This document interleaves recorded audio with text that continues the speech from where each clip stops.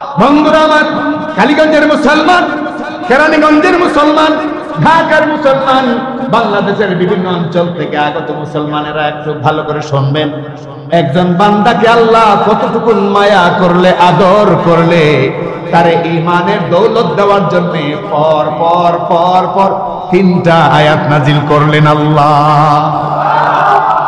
শুধু তারে কালেমা নসিব করানোর জন্য পর পর আয়াত নাজিল করলেন। কয়টা? কি পরিমাণ ভালোবাসেন সেই মালিক। মা বোনরা যারা এসেছেন, মনোযোগ দিয়ে শুনেন, মনোযোগ দিয়ে শুনেন, কামে লাগবো, মনোযোগ দিয়ে শুনেন। কি পরিমাণ দয়া আল্লাহর এক একটা বান্দার প্রতি আর বান্দির প্রতি, যে তার সে যেন কলেমাটা পড়ানে জাহান্নামের আগুন থেকে বেঁচে যায়। এই জন্য 3টা আয়াত আসমানের মালিক নাজিল করেন। قل يا عبادي الذين أسرفوا على أنفسهم لا تقنطوا من رحمة الله إن الله يغفر الذنوب جميعا إنه هو الغفور الرحيم قل নবী আপনি বলুন, আমার পক্ষ থেকে আপনি বলুন, ইয়া ইবাদি, হে বান্দারা, হে আমার বান্দারা, আল্লাযীনা আসরাফু আলা আনফুসিহিম, যারা নিজের নফসের উপরে জুলুম করে ফেলেছো, যারা নিজের নফসটাকে বরবাদ করে ফেলেছো, গুনাহ করতে করতে একেবারে নফসকে বরবাদ করে ফেলেছো, সিয়াহ কালো করে ফেলেছো। লা তাকনাতু মির রাহমাতিল্লাহ, এত পাপ করার পরেও আমি আল্লাহর পক্ষ থেকে তোমাদের প্রতি আহ্বান, আমার রহমত থেকে নিরাশ হইও না, আমার রহমত থেকে নিরাশ হইও না। ইন্নাল্লাহা ইয়াগফিরুয যুনুবা জামিআ, নিশ্চয়ই আল্লাহ পাক সমস্ত গুনাহ মাফ করে দিবেন। ইন্নাহু হুয়াল গফুরুর রাহিম, নিশ্চয় আল্লাহ সুবহানাহু ওয়া তাআলা তিনি গফুর, তিনি রহিম। গফুর কাকে বলে? এমন দয়াকে গফুর বলে যার উপরে দয়া করবেন সে জানেই না, অথচ যিনি দয়া করবেন সব সময় সুযোগ তালাশ করেন কেমনে তাকে দয়ার পতাকায় কোলে নিচে আনা যায়। গফুর, রহিম, এমন পরম দয়াবানকে বলা হয় যিনি কোনো আবেদন ছাড়া নিজের পক্ষ থেকে মাফ করে দেন। কোনো আবেদন নাই, আবেদন ছাড়াই আল্লাহ মাফ করে দেন। এই রমজান আসতেছে, আগামীকাল কিন্তু তারাবি খুব সম্ভব করা লাগবে। এর আগে এই আয়াতের তাফসীরটা যে কত গুরুত্বপূর্ণ শেষ পর্যন্ত আপনারা বসলে বুঝবেন। আয়াতের তরজমা শুনলেন, এবার আয়াতের শানে নুজুল শুনেন। এই আয়াতের শানে নুজুল প্রসঙ্গে ইমাম বগবী রাহমাতুল্লাহি আলাইহি তার তাফসীরে উল্লেখ করেন, এই আয়াতটি নাজিল হয়েছিল 8ম হিজরিতে, মক্কা বিজয়ের পরে। 8ম হিজরিতে মক্কা বিজয়ের পরে একজন ব্যক্তি ছিলেন, ওনার নাম ছিল ওয়াহশী। ওনার নাম কি ছিল? ওয়াহশী। শুদ্ধভাবে নামটা মুখস্থ করবেন, ওয়াহশী। নামটা কি ছিল? ওয়াহশী। তো উনি 2য় হিজরিতে বদরের যুদ্ধ হয়েছে, জানেন না আপনারা? ইসলামের ইতিহাসে প্রথম যুদ্ধ, সময়টা ছিল 2য় হিজরি, অর্থাৎ রাসূল মক্কা থেকে মদিনায় আসার 2য় বছরে। এই যুদ্ধটা ছিল অসম যুদ্ধ, একদিকে মাত্র 313 জন, আর একদিকে 1000। চিন্তা করেন, একদিকে মানে হাতে হাতে তরবারি এবং সমস্ত তখনকার অত্যাধুনিক সব রকমের যন্ত্রপাতি, প্রত্যেকের হাতে হাতে, জনে জনে ঘোড়া, জনে জনে তরবারি, তীর বল্লম প্রত্যেকের হাতে ওই 1000-এর। আর 313 জন তারা মুসলমান, তাদের অবস্থা এমন মাত্র 8টা 9টা তরবারি। 313 জন মিলে কয়টা তরবারি? 58টা তরবারি, কয়েকটা ঘোড়া, আর বাদ বাকি সবাই খালি হাতে। তাওয়াক্কালতু, আরো জোরে বলেন না। ওই যুদ্ধে পয়গম্বর আলাইহিস সালাম যখন দেখলেন ওরা 1000, আমরা মাত্র 313 জন, এর মধ্যে ছোট হইল 2টা বাচ্চা, এই অবস্থায় বিজয় আনা কোনোভাবেই সম্ভব না, একমাত্র আল্লাহ দয়া ছাড়া। আবু বকর সিদ্দিক রাদিয়াল্লাহু আনহুকে হাত ধরে নিয়ে গেলেন। বদরের প্রান্তরে ছিল একটা উঁচু জায়গা, বললেন আবু বকর, আজকে যদি আল্লাহ পাক দয়া না করেন এই বদরের ময়দান থেকে আমরা একজনও আস্ত যাব না, একজনও আস্ত যাওয়ার কোনো সিস্টেম নাই। কারণ ওরা যেভাবে মারমুখী হয়ে এসেছে এবং যে আধুনিক অস্ত্র ব্যবহার তারা করছে, নিয়ে আসছে, আমরা তো নিরস্ত্র। চলো মাবুদের দরবারে সেজদায় পড়ে যায়। সর্বহালতে দয়া করেন কে? রহমতের নজর দেন কে? মুহতারাম হাজিরিন, নবী করিম সাল্লাল্লাহু আলাইহি ওয়াসাল্লাম আবু বকরকে নিয়ে ওই উঁচু জায়গার মধ্যে সেজদায় পড়ে বললেন, ইয়া গফফার ইয়া সাত্তার। রব্বুল আলামিন, বদরের ময়দানে ওরা 1000, আমরা মাত্র 313 জন, অস্ত্র শস্ত্র নাই বললেই চলে, আর ওদের হাতে হাতে অস্ত্র শস্ত্র। রব্বুল আলামিন যারা ছিল মদিনায় সবাইকে সঙ্গে করে নিয়ে এসেছি, কিছু মহিলা আর কিছু বৃদ্ধ আর কিছু শিশু ছাড়া মদিনায় কেউ নাই। যদি আজকে আমাদের ইতিহাস বদরের ময়দানে এখানেই যদি ইতিহাস নষ্ট হয়ে যায়, এখানেই যদি ইতিহাস কান্ত হয়ে যায়, সমাপ্ত হয়ে যায়, তাহলে আল্লাহ তোমার নামটা নেওয়ারও এই জমিনে কেউ থাকবে না। রব্বুল আলামিন, তোমার দরবারে ফরিয়াদ করি, আল্লাহ দয়া করে আজকের এই ময়দানে আমরা সংখ্যায় কম হইল বিশ্বাস করি সঙ্গে আছো তুমি আল্লাহ, দয়া করে আমাদেরকে হেফাজত করো। রব্বুল আলামিন, রব্বুল আলামিন, রব্বুল আলামিন, এই শব্দটা পয়গম্বর অসংখ্যবার বলেছেন মুনাজাতের মধ্যে। মুহতারাম হাজিরিন, তিনি সাজদা থেকে মাথা উঠাতে পারেন নাই। জিবরাইল এসে কানে কানে বলতেছে, মাথা উঠান, আর দোয়া করা লাগবে না, দোয়া কবুল হয়ে গেছে। নবী দোয়া কবুল হয়ে গেছে। ওরা 1000 নিয়ে এসেছে, আর আপনার 313 জন। চিন্তার কোনো কারণ নাই, বিজয় এবং বিজয়ের পতাকা আজকে আপনার উম্মত সাহাবায়ে কেরাম মুজাহিদদের হাতে শোভা পাবে। চিন্তার কোনো কারণ নাই, আজকে বিজয় মুসলমানদেরই হবে, মুসলমানদেরই হবে। শোনেন, আল্লাহ সুযোগ মধ্যে পাঠাইছেন, আপনি তো শুধু 313 জপতেছেন। আল্লাহ ইতিমধ্যে আসমান থেকে প্রশিক্ষিত 5000 দাঙ্গা ফেরেশতা পাঠাইছেন। আল্লাহ দাঙ্গা ফেরেশতা, এরা আপনার পক্ষে, ইসলামের পক্ষে যুদ্ধ করবে, জিহাদ করবে। ঠিকই দেখা গেল যুদ্ধ জিহাদ চলছে, জিহাদ চলছে।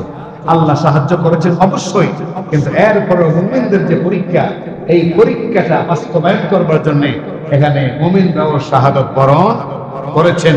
এর মধ্যে একজন ছিলেন নবীজির একদম রিলেটিভ, নবীজির একদম আত্মীয়, নবীজির আপন চাচা, আব্দুল মুত্তালিবের ছেলে, নবীজির আপন চাচা হযরত হামজা রাদিয়াল্লাহু তাআলা আনহু। হামজা রাদিয়াল্লাহু তাআলা আনহু নবীজির আপন চাচা, তিনিও যুদ্ধে শরীক হয়েছিলেন। তো ওয়াহশী যে লোকটা কথা বলছি, এই লোকটাকে কেন্দ্র করেই মূলত এই আয়াতটা নাযিল হয়েছে। এই ওয়াহশী ছিলেন মক্কায় এক লোকের গোলাম। যে লোকের গোলাম ছিলেন, ওই লোকের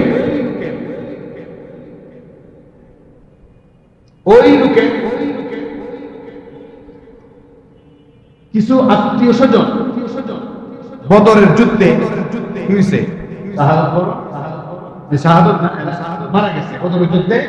মারা গেছে, এবং এই বদরের যুদ্ধে মারা যাওয়ার ক্ষেত্রে সবচেয়ে মুখ্য ভূমিকা রাখছিলেন হযরত হামজা রাদিয়াল্লাহু তাআলা আনহু। একটু আগে আমি স্লিপ অফ টাং মনে হয় বলে বলাইছি যে উনি হামজা রাদিয়াল্লাহু আনহু বদরের যুদ্ধে না, বদরের যুদ্ধে, উহুদের যুদ্ধে, উহুদের যুদ্ধে যুদ্ধে, কিন্তু বদরের যুদ্ধে হযরত হামজা একা 30টা কাফেরকে হত্যা করেছে। কয়টা কাফের? 30টা কাফেরে একাই জাহান্নামে পাঠাই দিয়েছে। তো যাদেরকে জাহান্নামে পাঠাইছেন এদের কয়েকজনের বাড়ি ছিল মক্কা। ওই ওয়াহশী যে ঘরে গোলাম, এই গোলামের যে মনিবের চাচা তুয়াইন, সেও হামজার হাতে বদরের ময়দানে নিহত হয়েছে। এজন্য প্রতিশোধ নেওয়ার জন্য হামজার মনিব বলল, তুমি যদি নবীর চাচা হামজাকে হত্যা করতে পারো আগামী কোন মুহূর্তে, তাহলে আমি তোমাকে মুক্ত করে দেব। নাউযুবিল্লাহ বলবেন না?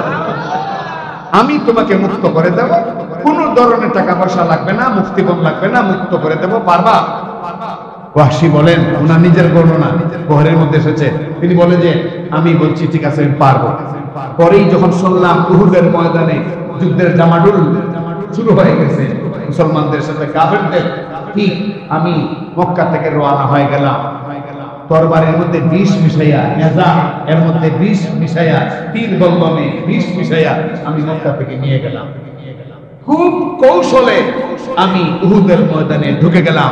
টার্গেট একটাই, হামজাকে হত্যা করব আর আমি মুক্তি লাভ করব। তিনি বলেন, স্বাধীনতা কে না চায়?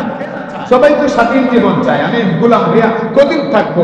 এজন্য মূলত হামজার সঙ্গে আমার কোনো দুশ্মনী নাই, কিন্তু আমি তাকে হত্যা করতে পারলে মুক্তি লাভ করব, এই কারণে আমি রাজি হইলাম। গেলাম আমি মদিনায়। যুদ্ধ যখন শুরু হইল, কৌশলে ঢুকে গেলাম উহুদের ময়দানে, গিয়ে হযরত হামজাকে আমি হত্যা করব। বর্ণনাটা পরে আসবে। আমি হত্যা করলাম হামজাকে।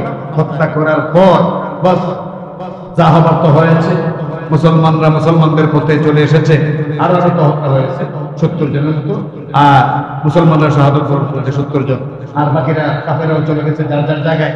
আমিও চলে এসেছি মক্কায়। কিন্তু 8ম হিজরিতে মুহাম্মদ সাল্লাল্লাহু আলাইহি ওয়াসাল্লাম মক্কা বিজয় করে ফেললেন। আরে ভাই জবানটা খুলে বলেন না সুবহানাল্লাহ। 8ম হিজরিতে হযরত রাসূল করিম 10,000 সাহাবী নিয়ে মক্কা অভিযান করে আল্লাহ পাকের মেহেরবানিতে দখল করে নিলেন। মক্কা যখন দখল করে নিলেন, তখন তো আমি বললাম বিপাকে, কই যাই কই যাই কই যাই। কারণ মুহাম্মদ সাল্লাল্লাহু আলাইহি ওয়াসাল্লাম তার চাচার হত্যাকারীর প্রতিশোধ তো নেবেই। কারণ যখন হামজাকে হত্যা করা হয়েছে, তখন নবীজি সাহাবীদেরকে একত্রিত করে ওই উহুদের ময়দানে বলছিলেন, যদি ভবিষ্যতে কুরাইশদের কাউকে আমি পাই, তাহলে আমার চাচাকে হত্যার প্রতিশোধ হিসাবে 70 জন কুরাইশকে আমি শেষ করে দিব। বলেন দয়ালু নবী, রহমতুল নবী কতটা রাগান্বিত হইলে উনি এইরকম কথা বলতে পারেন। সাথে সাথে আয়াত নাজিল হয়ে গেছে, নবী যে পরিমাণ তারা করছে আপনিও এই পরিমাণ করতে হবে, না হয় আপনি ইনসাফের খেলাফ করবেন। সুবহানাল্লাহ বলেন না? তো আল্লাহ নবীকেও ছাড়েন নাই। পরে নবীজি বুঝতে পেরেছেন, কথা উদ্রু করে নিয়েছেন। তো হামজা এই ওয়াহশী বলেন, মক্কা যখন বিজয় হয়ে গেল, আমার তো আর এখানে বসবাস করে রিস্ক লইয়া লাভ নাই। আমি চিন্তা করতেছি কই যাইমু, ইয়ামনে যাইমু নাকি শাম দেশে যাইমু, কই যাইমু নাকি আমি তায়েফে যাইমু, আমি চিন্তা করতেছি। এই চিন্তার ফাঁকি দেয়া এক পর্যায়ে আমি ইয়ামনে চলে গেলাম। কোথায়? ইয়ামন। আর কোন কোন বর্ণনায় তায়েফে, তায়েফ ইয়ামন দুটাই কথাই আছে। তো তায়েফের কথা যদি ধরি, তাহলে তিনি বললেন যে আমি তায়েফে চলে গেলাম। যাওয়ার পরে চিন্তা করতেছি, যে অবস্থা, কিছুদিন পরে তো তায়েফ ইসলাম চলে আসবে, তাহলে আমি কোথায় যাব? কারণ মুহাম্মদ মক্কা যখন বিজয় করছেন, আর জমিনে কোনো জায়গা বাদ থাকবে না। তো কি করা যায় চিন্তা করতেছি। মনে মনে চিন্তা করলাম কি করা যায়। অনেক চিন্তা ফিকিরের পরে হঠাৎ কানের মধ্যে একটা আওয়াজ আসলো, কোরআনে নাকি আল্লাহ বলছেন বিভিন্ন জায়গায় যে মুসলমান হয়ে গেলে আল্লাহ মাফ করে দিবেন। মুসলমান হয়ে গেলে আল্লাহ কোন খারাপের সব গুনাহ কি মাফ করে দেবেন। এজন্য আমি চিন্তা করলাম মুসলমান হওয়া যায় কি না। এখন আমি সিদ্ধান্ত নিচ্ছি না, তবে মুসলমান হব কি না বা আল্লাহ যে মাফ করেন এটার গ্যারান্টি কতটুকু আমি এটা নিয়ে চিন্তা ভাবনা করতেছি। এরই মধ্যে পয়গম্বর আলাইহিস সালামের পক্ষ থেকে আমার কাছে এসেছে একটা চিঠি। সুবহানাল্লাহ, আমার কাছে একটা চিঠি এসেছে। এই চিঠিতে পয়গম্বর আলাইহিস সালাম উল্লেখ করেছেন, হে ওয়াহশী, তুমি আমার চাচাকে হত্যা করেছো, আমি কিন্তু তোমাকে এখনো দেখি নাই তুমি আসলে লোকটাকে, তবে তুমি আমার চাচাকে হত্যা করেছো শুনেছি। আমি তোমাকে বলছি তুমি মুসলমান হয়ে যাও, তোমাকে আল্লাহ মাফ করে দেবে, আমরাও মাফ করব। এখন কিন্তু 2-3টা মিনিট খুব মনোযোগের সাথে শুনবেন, খুব ইম্পর্টেন্ট কথা। নবীজি সাল্লাল্লাহু আলাইহি ওয়াসাল্লাম যখন আমার কাছে এই চিঠি পাঠাইলেন, ওয়াহশী রাদিয়াল্লাহু আনহু পরে তুমি সাহাবী হয়েছে, ওয়াহশী রাদিয়াল্লাহু আনহু বলেন, আমি তখন পাল্টা চিঠি দিলাম নবীজির কাছে। এই চিঠিতে আমি উল্লেখ করলাম, ও পয়গম্বর আলাইহিস সালাম, আমার তো মন চায় মুসলমান হইতাম, কিন্তু কোরআনের সূরা ফুরকানে 68 নম্বর আয়াতটা যখনই পড়ি তখনই আর মুসলমান হওয়ার সাহস পাই না। চিন্তা করছেন নিবেনা কিন্তু এখনো কাফের, অথচ কোরআনের সূরা ফুরকানের 68 নম্বর আয়াতের রেফারেন্স দেয়, তাহলে বুঝা গেল কি আগে কাফের মুশরিকরাও কোরআন, আরো জোরে কোন, আরো জোরে কোন, এখন মুসলমানের ভোলাই করে না। জোরে কোন, ঠিক কিনা? সূরা ফুরকানের 68 নম্বর আয়াত আল্লাহ কি বলছেন তাহলে তো শোনা দরকার। সেই আয়াত আল্লাহ বলছেন, ওয়াল্লাযীনা লা ইয়াদউনা মা'আল্লাহি ইলাহান আখার ওয়া লা ইয়াকতুলুনান নাফসাল্লাতী হারামাল্লাহু ইল্লা বিল হাক্কি ওয়া লা ইয়াজনুন ওয়া মান ইয়াফআল যালিকা ইয়ালকা আসামা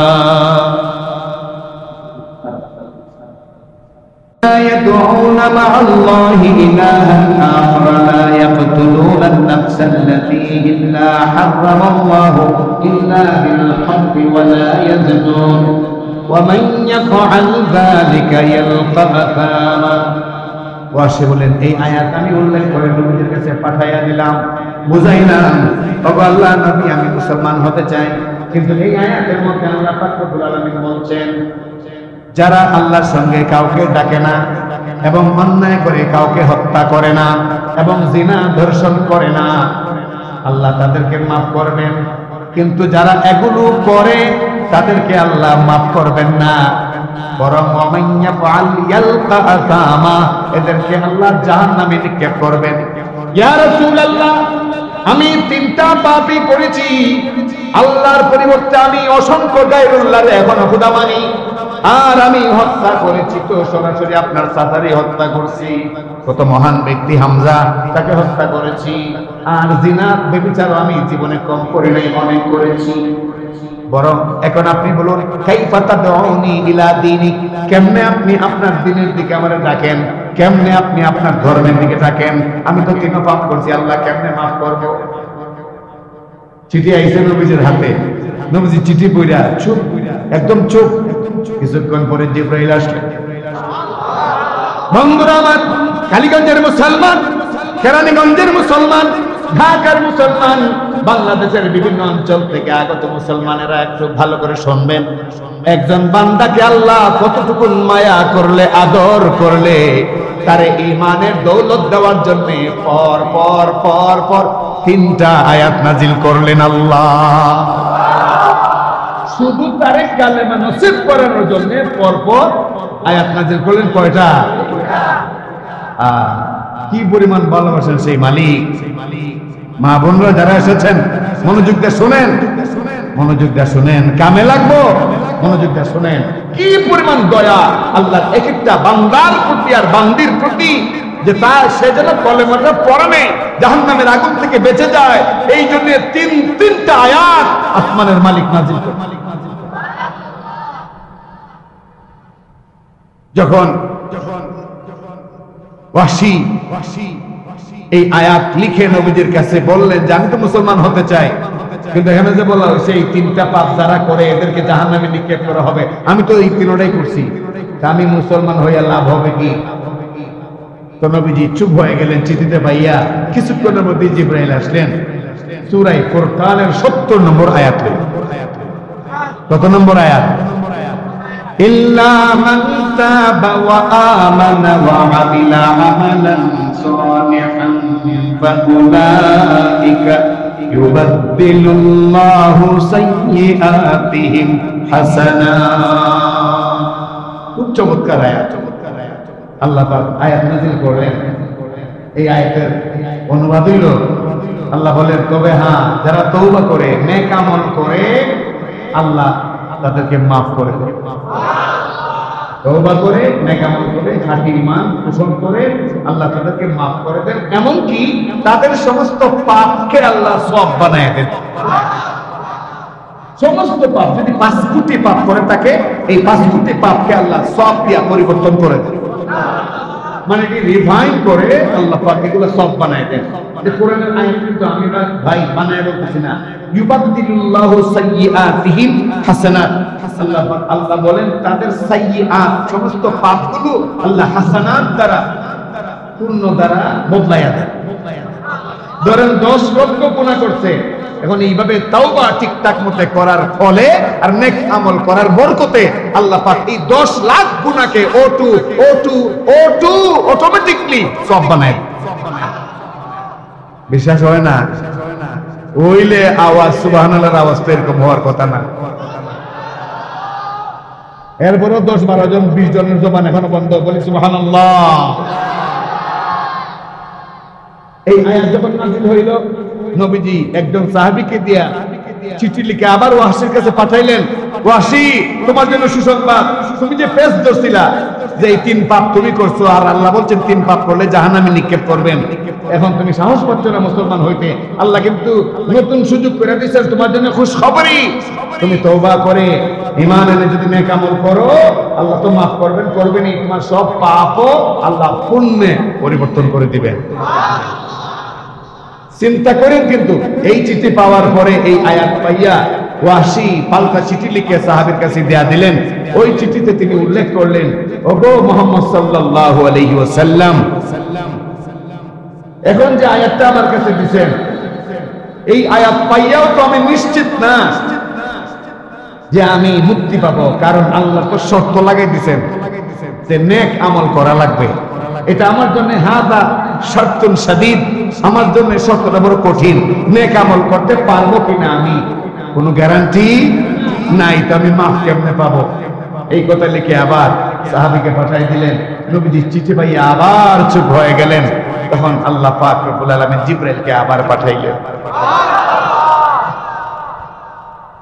তখন সূরা নিসা 116 নম্বর আয়াত দিয়া আল্লাহ পাঠাইলেন, ইন্নাল্লাহা লা ইয়াগফিরু আন ইউশরাকা বিহি ওয়া ইয়াগফিরু মা দুনা যালিকা লিমান ইয়াশা। রে দুনিয়ার মানুষ, একমাত্র শিরিক, এই শিরিক গুনাহ আল্লাহ মাফ করেন না, এই শিরিক গুনাহ আল্লাহ বরদাস্ত করেন না। যারা শিরিক করে এরা জালেম, যারা শিরিক করে এরা বাটপার, যারা শিরিক করে এরা দুর্নীতিবাজ, যারা শিরিক করে এরা সমাজের সবচেয়ে বড় আবর্জনা। আল্লাহ বলেন এই শিরিকের গুনাহ আমি মাফ করি না, বাদ বাকি শিরিক ছাড়া যত গুনাহ আছে আমি আল্লাহ মাফ করে দেই। এই চিঠি আমার পরে নবীজি তাড়াহুড়া করে পাল্টা চিঠি লিখে ওই আয়াত দিয়া পাঠাইলেন আবার তায়েফে। চিন্তা করেন, কিন্তু ঈমান আনবো মাত্র কয়জনে? আরো জোরে কোন, ঈমান আনবো মাত্র কয়জনে? একজনের লাগি আল্লাহ আয়াত নাযিল করতেছেন বারবারে। আল্লাহু আকবার বলতে ইচ্ছা করে না? মিয়ানে সে মাশূক রমজি, মিয়ানে সে মাশূক রমজি, ইরামান কাতিবিরা হাম খবর নেস।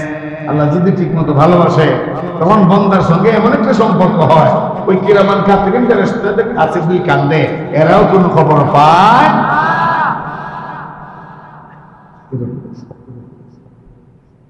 মুহতারাম হাজিরিন, এই আয়াত থেকে নবী পাঠাইছিলেন ওয়াসির কাছে তায়েফে।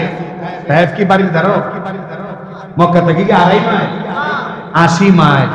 কত মাইল? কিলোমিটার না, মাইল। এখন তো রিং রোড বেরোছে, সুজা রোড বেরোছে, ঘুরে ঘুরে যায়, সুজাও যায়, কত আরামে আবার লাকি দেয়, সেলফি দেয়। এখন তায়েফে যাচ্ছি, অনেক বড় কাম গড়াইতেছে। তখন কিন্তু তায়েফে যাওয়া তো সহজ নয়, পাহাড় বেয়ে যেতে হতো। একবার গেলে পরে দু পায়ে অসংখ্য জখম হয়ে যায়। ওই সাহাবী গেলেন, কি আয়াত দিলেন ওয়াহশির কাছে। আয়াত দেওয়ার পর ওয়াহশি আয়াত দেখা বলেন, তাও তো আমি পুরা নিশ্চিত না। আল্লাহ বলছেন শিরিক ছাড়া সব গুনাহ মাফ করে দিবেন, কিন্তু আমার যে মাফ করবেন না। আল্লাহ বলছেন শিরিক ছাড়া সব গুনাহ মাফ করে দিবেন, কিন্তু আমার যে মাফ করবেন এটা তো আল্লাহ। আমি বুঝবো কেমনে আমার যে মাফ করবেন? যাও গিয়ে বলো, নবী করিম সাল্লাল্লাহু আলাইহি ওয়াসাল্লামকে গিয়ে বলো, আমাকে আল্লাহ যে মাফ করবেন আমি এখনো গ্যারান্টি পাচ্ছি না। আচ্ছা চিন্তা করেন, এর একটা গাড় দুইটা থাপ্পড় দিয়া গর্দনা দুইটা না মদিনার মধ্যে, মক্কার মধ্যে মুসলমান বানানো যাইতো না? জোরে করে না যাইতো না? এত আয়াত লাগে, কিন্তু এর মধ্যে হিকমত আছে না? না। হিকমতটা কি? হিকমতটা হইল বান্দারা, রে এই দুনিয়ার লোকেরা শোনো, নারী আর পুরুষ, তোমাদের মা তোমাদেরকে যতটা মহব্বত করে আর ভালোবাসে, তোমাদের বাপ তোমাদেরকে যতটা মহব্বত আর ভালোবাসে, এর চাইতে আমি আল্লাহ কয়েক কোটি গুণ বেশি ভালোবাসি। তোমরা জাহান্নামে পড়তে চলো, এটা আমি চাই না। তোমরা জাহান্নামী হও, এটা আমি চাই না। এই জন্য আমি জাহান্নামের স্তরের সংখ্যা কমাই দিছি, জান্নাতের স্তরের সংখ্যা বাড়াই দিছি। তার মানে আমি বুঝাইছি তোমরা জান্নাতি হও, এটা আমি চাই। কেন আমল নষ্ট করো বাটপারি কইরা? কেন আমল নষ্ট করো গিবত সাকায়াত কইরা? কেন নিজেকে ধ্বংস করো বিপদগামী হইয়া? সব বাদ দেও, আমি আল্লাহকে জানো, চেনো, বুঝো, তওবা করো। এমন জীবন দান করব, এই জীবনের শান জান্নাত ছাড়া লাভ করতে পারবা না।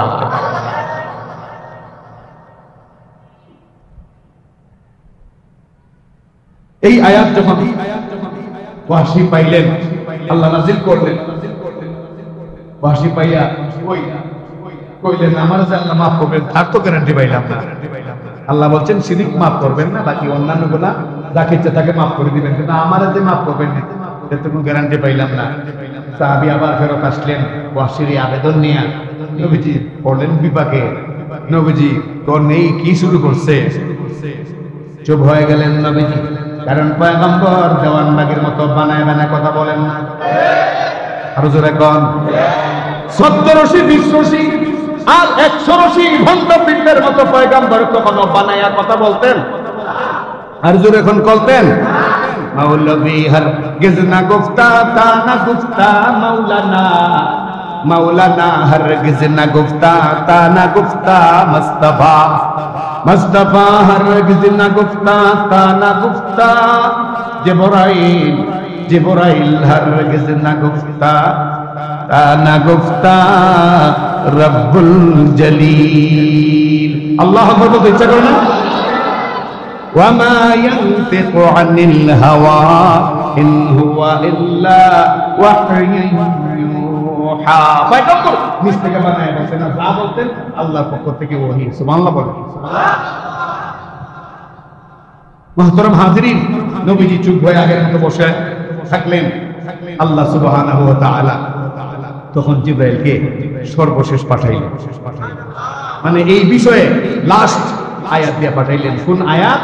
যে আয়াত তেলাওয়াত করছে, قل يا عبادي الذين أسرفوا على أنفسهم لا تقنطوا من رحمة الله إن الله يغفر الذنوب جميعا إنه هو الغفور الرحيم। মুহতারাম হাজিরিন, এই আয়াতের তাফসীর শোনার পরেও যদি চোখের মধ্যে কোটা পানিও না আসে, বুঝতে হবে দিলটা পাথরের মতো হয়ে গেছে। এই দিল দিয়ে আর কাম হবে না, কাম হবে না। যদি কাম করাইতে হয় পাথরের দিলের মধ্যে এমন ম্যাগনেট লাগায় দেন, খোদা প্রেমের ম্যাগনেট, যেন দিলটা নরম হয় আর চোখের কোনা আবে পানি ভরে। তাহলে দেখবেন মসজিদ থেকে বের হওয়ার আগে আপনার দিল সাক্ষী দেবে রমজানের আগের দিন কমা পেয়ে গেলাম। قل يا عبادي الذين أسرفوا على أنفسهم لا تقنطوا من رحمة الله إن الله يغفر الذنوب جميعا إنه هو الغفور الرحيم। এই আয়াতের মধ্যে আল্লাহ বলতেছেন, নবী আপনি বলুন হে আমার বান্দারা, মানে আমার পক্ষ থেকে আপনি বলুন হে আমার বান্দারা, যারা গুনাহ করতে করতে করতে করতে একেবারে কলিজাকে সিয়া কালো করে ফেলেছো, আমি আল্লাহ বলছি তোমাদের চিন্তার কোনো কারণ নাই, আমার রহমত থেকে তোমরা নিরাশ হইও না। আমি কথা দিচ্ছি সব গুনাহ মাফ করে দেব, সব গুনাহ মাফ করে দেব, কারণ আমি আল্লাহ গাফুর, আমি রহিম। এই দুইটা গুণ দুনিয়ার কাউকে আমি দেই নাই, আমার কাছে রেখেছি, আমার ইচ্ছার মধ্যে রেখেছি। আমি নিশ্চিত করলাম তোমাদেরকে মাফ করে দেব। এই আয়াত নাযিল হওয়ার পরে নবীজি সাহাবীদের আবার পাঠিয়ে দিলেন ওয়াহশীর কাছে। এইবার ওয়াহশী আয়াত দেখে হেসে দিলেন আর বললেন নাম হাদা, এইবার ঠিক আছে, আল্লাহু আকবার, নাম হাদা, এইবার ঠিক আছে, আমার মালিক যে আমাকে মাফ করবেন আমি নিশ্চিত হইলাম। বন্ধুগণ আমার, চলে আসলেন ওই সাহাবীর সঙ্গেই মদিনায়। কোথায় আসলেন? মদিনায় চলে আসলেন ওই সাহাবীর সঙ্গে। এসে রাসূল করিম সাল্লাল্লাহু আলাইহি ওয়াসাল্লামের সঙ্গে সাক্ষাৎ হয়ে গেল। একটু মনটা নরম করে দিন, এখন শুনবেন কথাটা। আমি খুব চিন্তা ভাবনা করে এক সপ্তাহ মুতালা করে এই আয়াতের তাফসীরটা আমি আবিষ্কার করছি বলতে তাফসীর তো তাফসীরের জায়গায় আছে, কিন্তু আজকে যে বলা দরকার, রমজানের আগের দিন রোজাদারদের দিলের মধ্যে একটা তুফান সৃষ্টি করে দেওয়া, ঠিক কিনা বলেন? রোজাদারের দিলের মধ্যে কি সৃষ্টি করে দেওয়া? তুফান। এই তুফানে সমস্ত গুনাহ যেন মিটে যায় এবং আল্লাহ পাকের রহমতের চাদরের কোনায় যেন সবাই ধরতে পারে।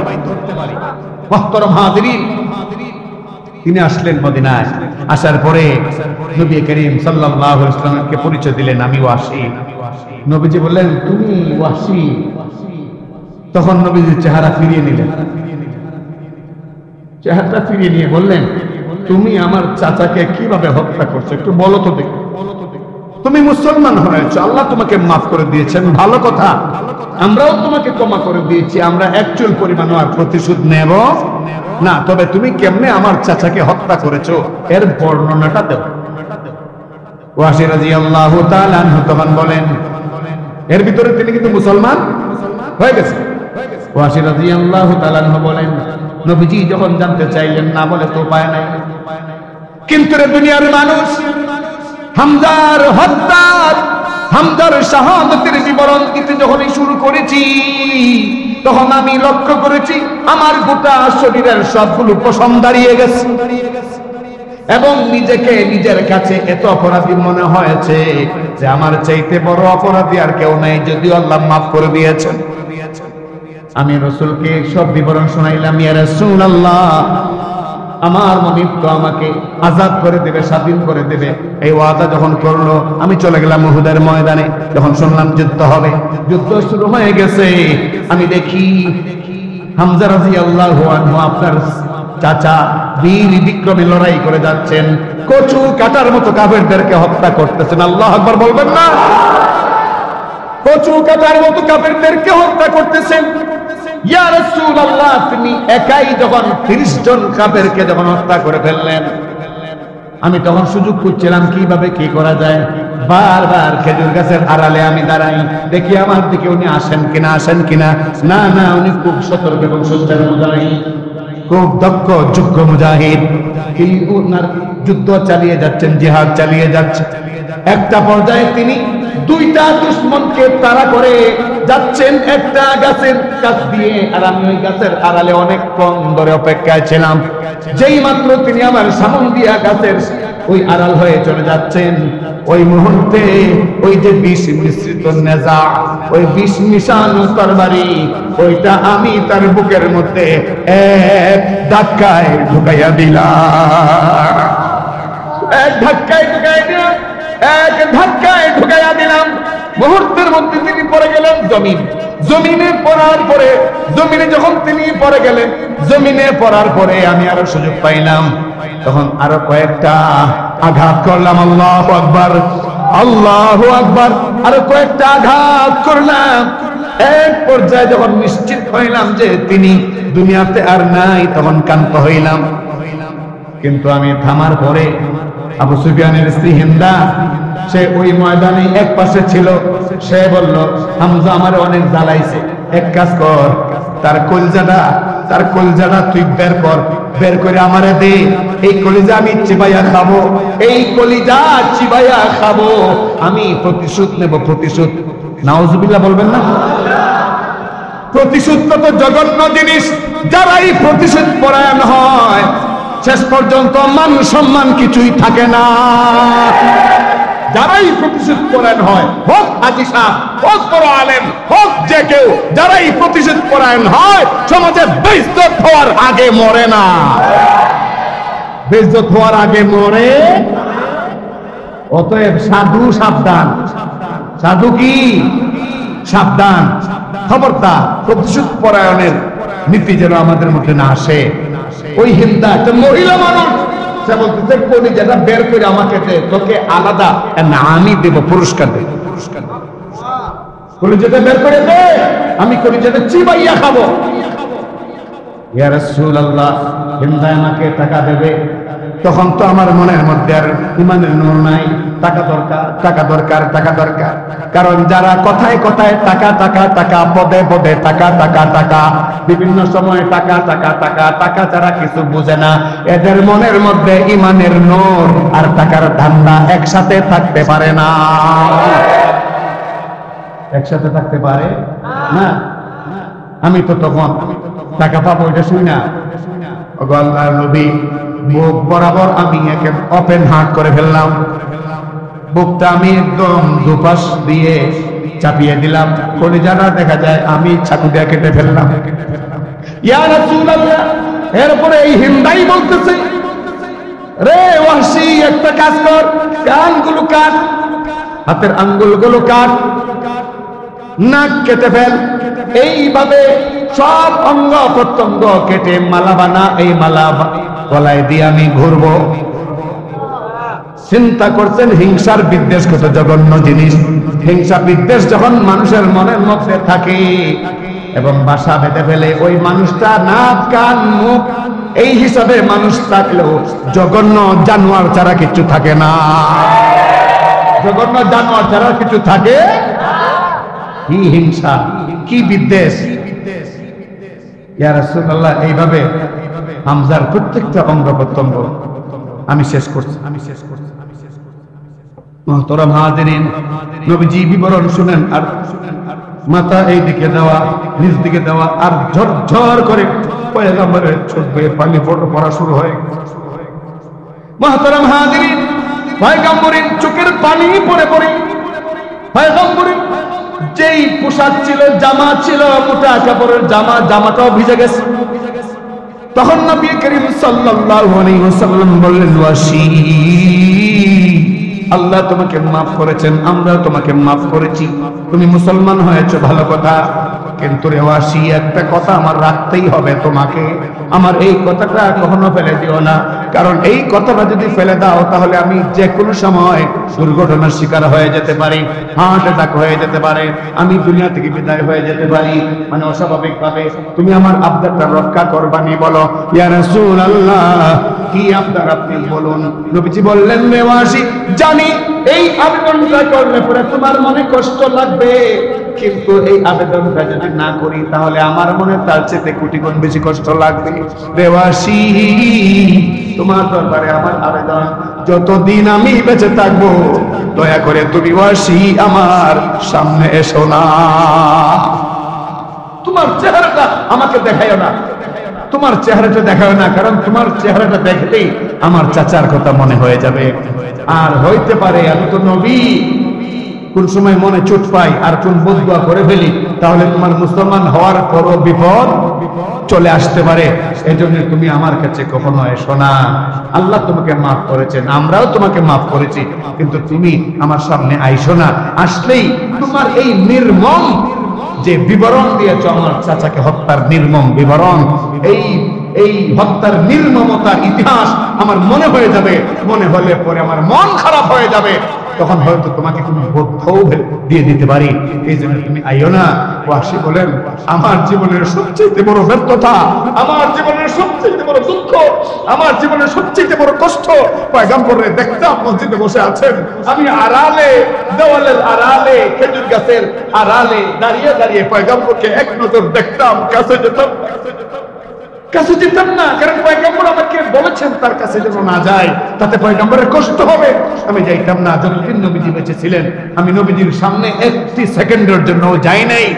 পয়গম্বরের আদেশ আমি অক্ষরে অক্ষরে পালন করেছি।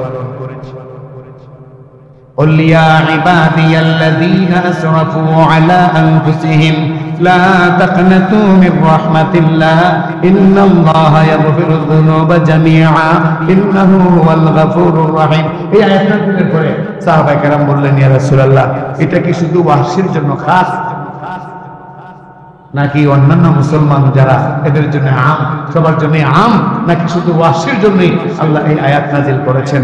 তখন নবীজি বললেন, না, যদিও ওয়াহশীকে কেন্দ্র করে আল্লাহ আয়াত নাজিল করেছেন, কিন্তু এই আয়াত সমস্ত মানুষের জন্য আল্লাহ আম করে দিয়েছেন, আম করে দিয়েছেন। কোন আলেম যদি এরকম পাপাচারে লিপ্ত হয় আর সে আল্লাহকে সেইভাবে চায়, আল্লাহ মাফ করে দিবেন। কোন গায়রে আলেম যদি পাপাচারে লিপ্ত হয় আর আল্লাহর কাছে চায়, আল্লাহ মাফ করে দিবেন। কোন মহিলা, কোন নারীও যদি স্বামীর সঙ্গে বেয়াদবি করতে করতে একেবারে চরম বেয়াদব হয়ে যায়, নামাজ রোজা সব ছাড়তে ছাড়তে একেবারে ডাইনি হয়ে যায়, মাসে একবারও এক বেলাও সালাত আদায় করে না, জীবনে কয়টা নেক কাজ করছে নিজে গুণ নেই, মানে বুঝতে পায় না, এত মারাত্মক জীবন যাপন, এমন কোন মহিলাও যদি আল্লাহর কাছে এইরকম ভাবে কায়মনোবাক্যে ক্ষমা চায়, মুক্তি চায়, আল্লাহ তাকেও মাফ করে। সেই মুক্তির দিনগুলো আর রাতগুলো আসতেছে রমজানে। এই জন্যই বলা হয় রমজান ইবাদতের বসন্তকাল, রমজান ইবাদতের বসন্তকাল। আগামী রাত থেকে আমরা আশা করছি শুরু হয়ে যাবে। পয়গম্বর বলেন, আউয়ালুহু রাহমাতুন ওয়া আওসাতুহু মাগফিরাতুন ওয়া আখিরুহু ইতকুম মিনান নার। পয়গম্বর বলেন, রমজানের তিনটা ভাগ, প্রথম ভাগে আল্লাহ পাক শুধু রহমতের রহমত নাজিল করেন, দ্বিতীয় ভাগে আল্লাহ শুধু মাফ করেন, তৃতীয় ভাগে অগণিত মানুষকে আল্লাহ শুধু জাহান্নাম থেকে তুলে তুলে মাফ করেন, মুক্তি দেন।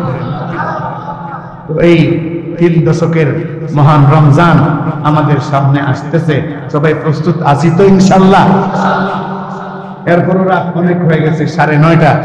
আমি এখান থেকে শেষ করে রুমে গিয়ে পরিপাটি হয়ে গাড়ির উদ্দেশ্যে রওনা দিতে হয়ে যাবে 10টা, মোনাজাত সহ বসতে 10:30, 11টার পরে কিন্তু আর ভালো নাইট পাওয়া যায় না। এই জন্যে আর লম্বা করছি না। আমি সকলকে অনুরোধ করে যাই, রমজানটা ঠিকঠাক মতো আপনারা পালন করবেন, সমস্ত ইবাদত বন্দেগী সুন্দরভাবে আপনারা আদায় করবেন। যেহেতু আমি যে কোনো কারণেই হোক এই পুরান কথাগুলো আর বলতে চাই না, আমি এখন পারিবারিকভাবে এখানে থাকি না, সপরিবারে, পরিবার সেটেল হবিগঞ্জে। এই জন্য আমার আর এখানে ওই রাতের পর রাত, দিনের পর দিন পয়সা থাকার সুযোগ নাই, কারণ ওইখানে একটা মাদ্রাসা, আগামীকালকে প্রথম তারাবি অনুষ্ঠিত হবে।